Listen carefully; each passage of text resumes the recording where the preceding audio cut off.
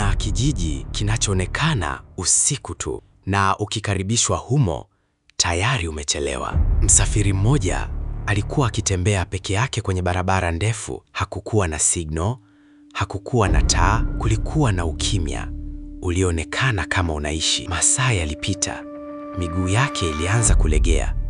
Ghafla akaona kitu mbele, kijiji, mwanga wa moto uking'aa polepole, sauti za watu zikisikika kwa mbali, watu wakionekana wakitembea kama kila kitu kiko kawaida. Akapumua kwa nguvu, faraja ikamjaa. Akaingia kijijini. Wakazi walimkaribisha haraka sana, kwa urahisi sana. Wakamletea chakula, lakini hakuna aliyekuwa anakula.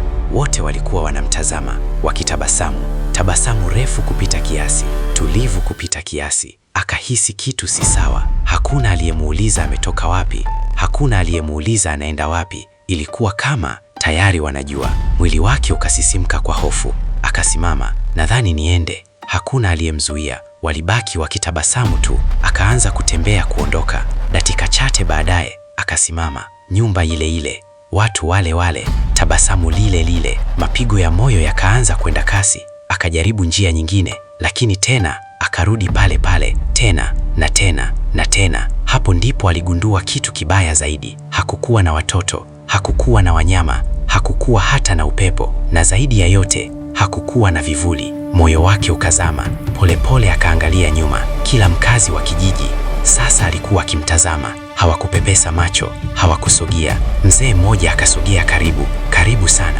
akanung'ona, ulifika usiku. Mwingine akarudia, ulifika usiku. Kisha wote kwa pamoja, ulifika usiku.